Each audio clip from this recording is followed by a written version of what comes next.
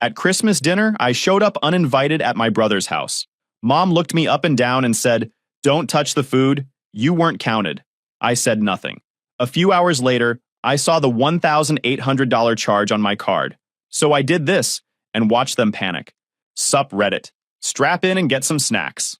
Let's get into the shit show. Name's Elias, 28 male, and I fix freight elevators for a living. The old ones in Manhattan that make sounds no machine should make. The ones that move cargo between floors and buildings older than most family trees. Buildings where the original elevator shafts are hand-dug through solid granite, and the machinery is so old it probably predates indoor plumbing. It's not glamorous work. My hands are permanently calloused. I've got scars on my forearms from cables that snapped while I was elbow-deep in machinery. One on my left shoulder from a counterweight that swung loose during a particularly ugly repair job in the meatpacking district. I've seen guys lose fingers, toes. One old-timer I knew lost 3 teeth when a wrench ricocheted off a stubborn bolt and caught him in the face. The job has risks, but I'm good at it. The union pays well. And there's something honest about work where you either fix the problem or you don't. For 6 years, I've been the guy my mother calls when her rent is short, when Con Ed threatens to shut off the power, when her credit cards are maxed and she needs someone to bail her out before the collectors start calling. I've been doing this since I was 22, fresh out of trade school with grease under my fingernails and the first real paycheck I'd ever seen. Felt like I'd cracked some code. Work hard, show up on time, learn the job, and people will actually pay you enough to live on. Revolutionary concept for someone who grew up watching his mother bounce between minimum wage jobs and boyfriends who'd stick around just long enough to drain whatever savings had accumulated before disappearing. The first phone call from her came 3 weeks after I started. She was crying. Said the landlord was threatening eviction. Said she'd missed a payment because of some emergency she couldn't quite explain. Kept saying she didn't know what else to do, and I was the only one who could help. I emptied my account that same day, handed her $2,400 in cash. She hugged me at the door of her apartment. She told me I was the only person she could count on. Promised she'd pay me back as soon as things turned around. That was 6 years ago. Things never turned around, and she never paid me back. The requests stopped being requests around year 2. They turned into expectations, guilt trips disguised as commands. Now she just texts me the amount and the deadline.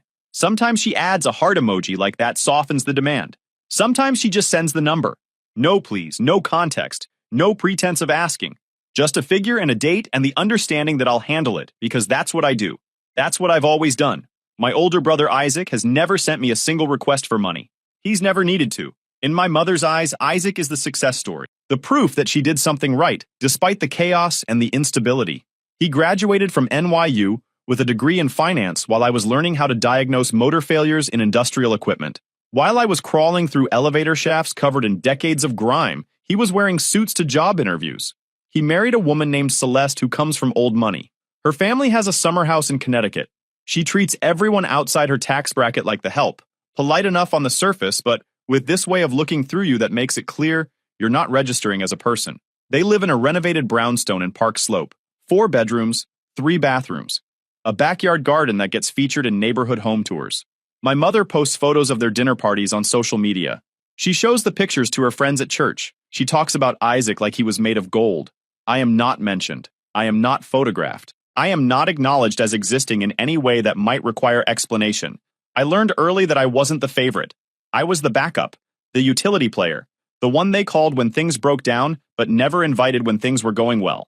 My childhood was a series of moments where I sat at the edge, while Isaac sat at the center.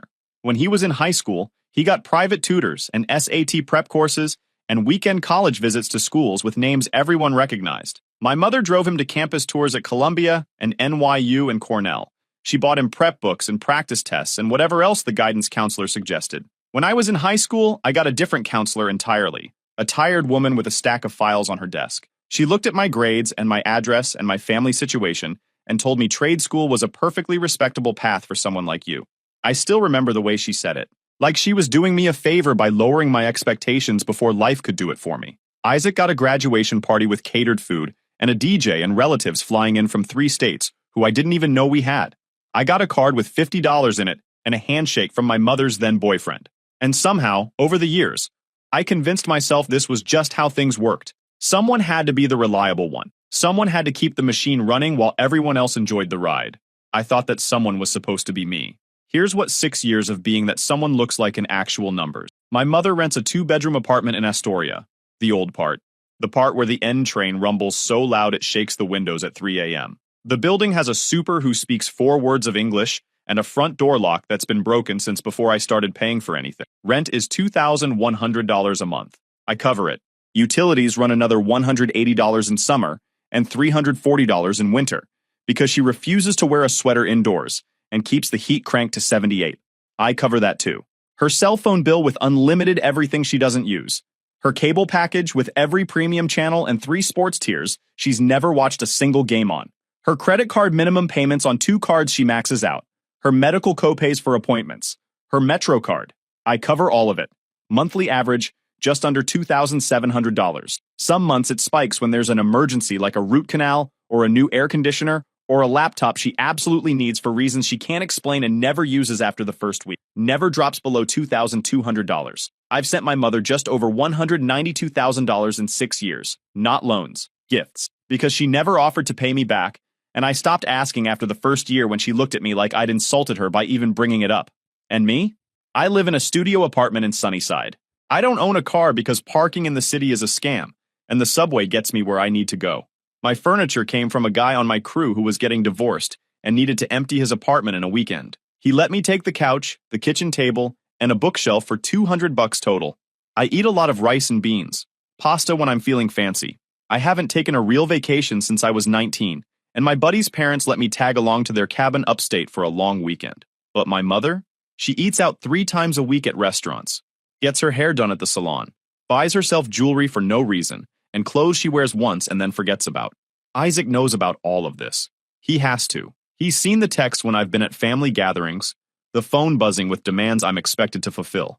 He's been at her apartment when I've shown up with cash because she couldn't wait for a transfer to clear. But he's never acknowledged it, never offered to split the burden, never even thanked me on her behalf. He just sits there and looks at me like I'm the maintenance guy who forgot to knock. My mother has built a whole narrative where Isaac is the successful son who made something of himself through talent and hard work, and I'm the screw-up who owes her for all the sacrifices she made raising me alone. Never mind that I raised myself. Never mind that I was making my own lunches at 8 years old while she slept until noon. Never mind that I did my own laundry at 10 and learned to cook at 12 because the alternative was going hungry. In her version of history, I'm the burden she carried, and now it's my turn to carry her. At least that's how it worked. Until Christmas. Christmas dinner was at Isaac's brownstone in Park Slope. I found out about it 3 days beforehand from Sal, a guy on my crew who's been fixing elevators since before I was born. Sal is 58 years old with hands like leather work gloves. He's been in the business for 31 years, survived 3 union strikes, 2 economic crashes, and 1 elevator freefall that he walked away from with nothing but a bruised shoulder and a story he tells at every job site. Started as an apprentice and never looked back. He's forgotten more about this job than most guys will ever learn. He's the closest thing I have to a mentor. We work together 3 or 4 days a week, and he's taught me more about elevator repair than trade school ever did. Real knowledge you can only get from decades of doing the work. His wife, Rosa, runs in the same church circles as my mother. Small world. Queens is like that. Everyone knows someone who knows someone else. Rosa mentioned the Christmas dinner at their holiday service earlier that week. Said it sounded lovely. Said she'd heard they were hiring a private chef. A private chef. This part matters later. 3 months earlier, my mother had called me about a deposit for a catering company she wanted to book for some event she was vague about. Said she needed $400 up front or they wouldn't hold the date. Said she'd pay me back. Standard stuff. I paid it over the phone, gave them my card number, and forgot about it. The chef Isaac hired for Christmas dinner was from the same company. Same account. My card was still on file as the backup payment method. I didn't know this at the time. Didn't even think about it. Sal told me about the dinner over coffee before our shift. He had this look on his face. Testing something. I hadn't been invited. Not a phone call, not a text, not even a passive-aggressive mention that I could interpret as an opening. But I still showed up anyway. Isaac's brownstone sits on a tree-lined street where the garbage cans have brass handles. The houses all have stoops with wrought iron railings and holiday wreaths on the doors. I took the subway from Queens, transferred twice in stations, walked 8 blocks from the station in the cold weather, and stood on the stoop for a full minute before I knocked. The door was massive. Celeste answered. I watched her eyes go from my work boots, which I'd cleaned but couldn't make look new, to my jeans, to my jacket, with the grease stain I couldn't get out no matter how many times I washed it. She glanced back into the house like she was checking if anyone had seen me arrive. She stepped aside without saying a word and let me into a hallway that smelled like pine and cinnamon and expensive scented candles. Christmas music was playing from somewhere deeper in the house. I could hear laughter from the dining room, the kind that comes with comfort and not worrying about where your next meal is coming from or whether the check you wrote for rent is going to bounce. I walked toward the sound. The dining room was something out of a home design magazine. Long table with a white cloth, crystal glasses that caught the candlelight, silver utensils at every place setting. And at the center of it all, my mother, sitting at the head of the table like she'd bought the place herself, wearing a green velvet dress. There were 8 other people, Isaac at the opposite end from my mother, playing host, Celeste's empty chair next to his. Some friends of theirs I half recognized from social media photos, 2 couples. I stepped into the doorway. The laughter stopped like someone had pulled a plug. Every head turned toward me. 8 pairs of eyes doing the same math Celeste had done at the door. My mother's expression cycled through about 4 emotions in 2 seconds. Surprise, confusion, annoyance, and then something colder. Elias, what are you doing here? It's Christmas. I'm your son. Figured that was enough of a reason. She didn't even blink. You weren't invited. Didn't realize I needed an invite to see my own family. Well, she picked up her glass. Now you do. Isaac leaned back in his chair at the far end. He had this amused look on his face. You can stand over there if you're going to stay, but don't touch anything on the table. We ordered exactly enough for the people who were supposed to be here. I looked at the table. Roast lamb glistening under the chandelier light. Rosemary potatoes. 3 kinds of sides. The works. Enough food to feed 20 people easily, and they were telling me there wasn't enough for 1 more plate. I didn't keep arguing. Didn't make a scene. Just stood there in the doorway while my mother picked up her glass and turned to one of Isaac's friends to continue whatever conversation I'd interrupted. Isaac smirked at Celeste, who had returned to her seat. The table slowly went back to normal, laughter resuming like I'd never walked in. I was invisible, standing 6 feet from a table full of people sharing a meal I'd indirectly paid for, and I was completely invisible. After maybe 2 minutes that felt like 20, I turned and walked out. I was 3 blocks away, hands shoved in my pockets, breath clouding in front of me, when my phone buzzed. Payment notification. $1,847 charged to my card at the catering company. Isaac had used the payment method saved on my mother's account, the one I'd put on file 3 months earlier for that deposit she'd asked for. He knew it was there. She'd probably told him. And he'd charged the entire Christmas dinner to my card, figuring I'd just eat the cost like I always did. He'd made me pay for a dinner I wasn't allowed to eat. Charged my card for the food they told me not to touch. In the same hour. I stood there on the sidewalk in Park Slope, cold biting through my jacket, staring at that notification until my screen went dark. Something clicked. The hurt turned into something sharper. Something I could actually use. I opened my banking app, found the pending charge, filed a dispute immediately. The charge flipped to pending review, and that was all I needed. Then I walked to the subway and went home. That night, I sat there in my apartment for 3 hours. Didn't turn on the TV. Didn't check my phone for anything except that dispute notification sitting there like a receipt. Didn't eat even though I hadn't had dinner because I wasn't counted. Just sat there in the dark thinking about the last 6 years. Every payment, every text with a number and a deadline. Every time I'd scrape together money I didn't have to give to someone who never said thank you. Eventually, I opened my laptop and started documenting. I went through 6 years of bank statements, every transfer, every payment, every automatic withdrawal that went to an account that wasn't mine. I organized it by year, by category, by amount. Rent, utilities, credit cards, medical, random cash requests she never explained and I never questioned. Printed the whole thing out. 47 pages. Laid it all out like I was building a case against myself for being dumb enough to let it go on this long. $192,380. That's what the spreadsheet showed when I was done. 6 years of funding a life I wasn't allowed to be part of. 6 years of sacrifice that nobody had ever acknowledged. I saved the spreadsheet. Then I opened a new browser tab and started canceling things. First, the rent. I'd been sending her $2,100 every month through an automatic transfer. She told me that was what her rent cost. Logged into my bank, found the recurring payment, and deleted it. Saved the confirmation. Then the utilities. Con Ed, National Grid, Spectrum for her cable and internet. One by one, I removed my payment methods from every account she'd linked me to over the years. Some of them I didn't even remember setting up. Automatic payments running in the background like subscriptions I'd forgotten to cancel. Saved every confirmation email. Then the credit cards. She'd made me an authorized user on 2 of them so I could pay the minimums when she forgot, which was always. I called the automated lines, navigated the menus, and removed myself from both accounts. It took 4 hours. By the time I finished, the sun was coming up. My phone had buzzed a dozen times with texts from my mother. Where did you go? Why did you leave? Call me back. I need to talk to you about something important. I didn't respond to any of them. I met Sal at our usual diner near the Garment District job site the next morning. Place called Mike's, been there since the 70s, serves coffee that tastes like motor oil, and eggs that somehow always hit right. He was already in a booth by the window when I walked in, cup of black coffee in front of him, the sports section spread out on the table. The waitress knew us both by name, brought me coffee without asking. He looked up when I sat down. You look like a guy who didn't get any sleep last night. I told him everything. The Christmas dinner. Standing in the doorway while they ate. My mother's face when she told me I wasn't counted. The charge on my credit card for a meal I wasn't allowed to touch. The 6 years of payments I'd finally added up. The $192,000 that had disappeared into her life while I lived like I was broke. Sal listened without interrupting. He's good at that. When I finished, he folded the newspaper and set it aside. He looked at me for a long moment, and I could see him thinking about something. My old man was the same way, he said finally. Different details, same deal. Guy who just kept taking until there was nothing left to take. Treated me like a walking ATM. What did you do about it? Nothing. For 20 years, not a damn thing. Kept paying. Kept showing up. Kept thinking maybe one of these times he'd actually say thanks. He shook his head. Never happened. How'd it end? I ended it. Woke up one morning and realized I was 50 years old and still waiting for my father to treat me like a person instead of a piggy bank. He took a sip of cold coffee. Only thing I regret is waiting so long to pull the plug. He looked at me for a long moment. You want another 6 years of this? I didn't need to think about the answer.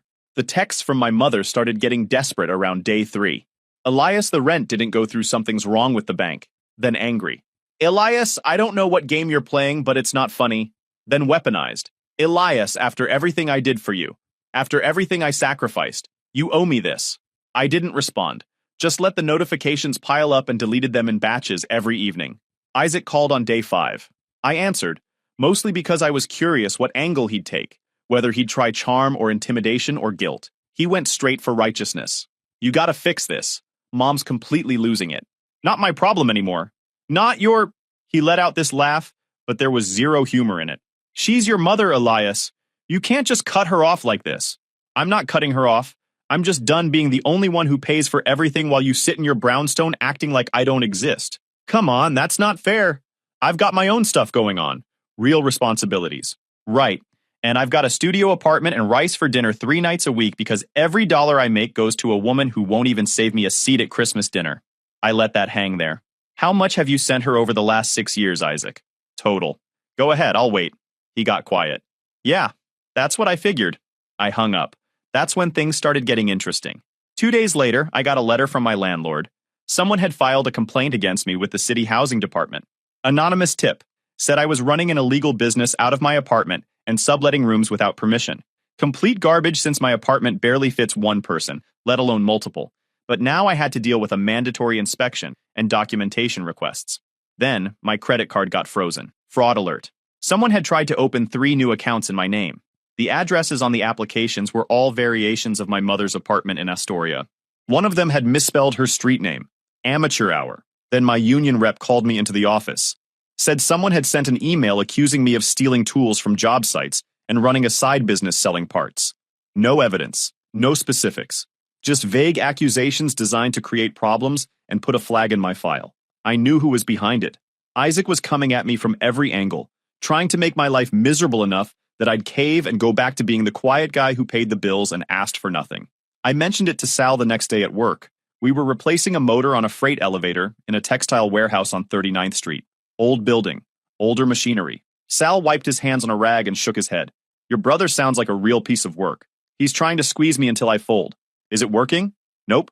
He nodded slowly. Good. You need help shutting this down? You know people who can help? He almost smiled.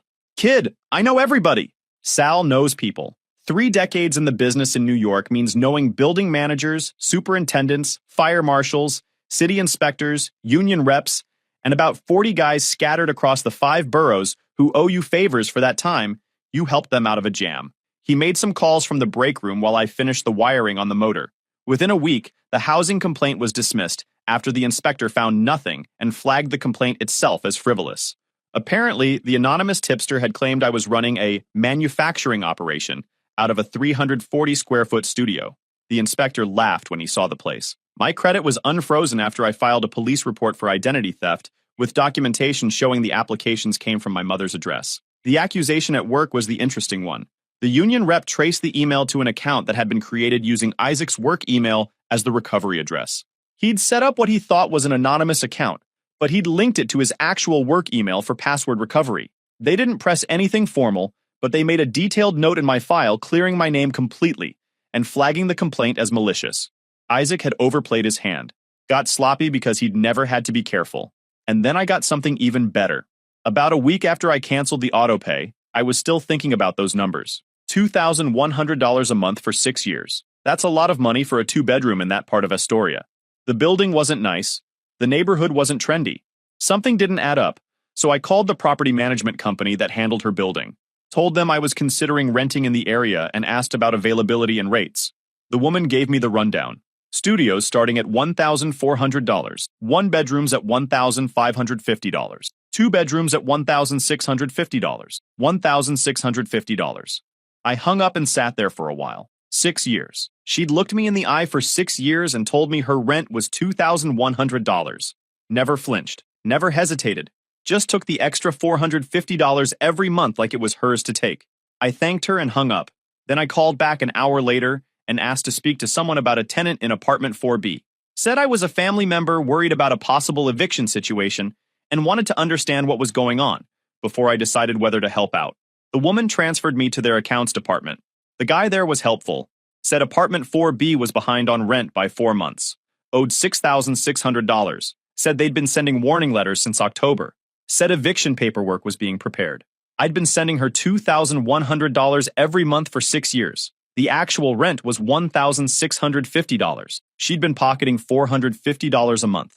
Every month. For 6 years. $32,400 she'd straight up stolen from me on top of everything else. Money I'd sent her for rent that she'd been funneling into her own pocket while simultaneously falling behind on what she actually owed the landlord. I sat in my apartment that night doing the math over and over. $192,000 in payments, and $32,400 of that was the rent overage she'd been pocketing for herself. 6 years of my money. Gone. To someone who looked me in the eye on Christmas and told me I wasn't counted. The next day I called the property management company again. Asked if they were still trying to work something out with the tenant before filing the formal eviction. We're open to working with the family, the woman said. If someone wants to cover the back rent and co-sign a new lease with verified income, we can make this whole thing go away. And if nobody does that, then we move forward with the eviction. 30 days to vacate. Go ahead and move forward then. There was a pause. So just to confirm, you're saying you won't be co-signing or making a payment on what's owed? That's correct. Understood. We'll file the paperwork. 2 weeks later, my mother got served with an official eviction notice. 30 days to vacate the premises or face forcible removal by the city marshals. The eviction moved forward in February, coldest month of the year in New York. My mother had until the 15th to be out of the apartment she'd lived in for over a decade. Isaac had to take her in. Not because he wanted to, not because he felt any real family obligation, but because he had no choice. Celeste's family was watching. Their social circle was watching. You can't let your mother become homeless when you live in a brownstone worth $2 million. Looks terrible. The kind of thing that gets whispered about at book clubs and charity galas for years afterward. But the brownstone wasn't exactly the safe haven everyone expected. I heard about it through Sal, who heard it from Rosa, who still kept in touch with people from the old neighborhood. My mother and Celeste were going at each other within the first week. My mother wanted to rearrange the living room to make it more homey and less sterile.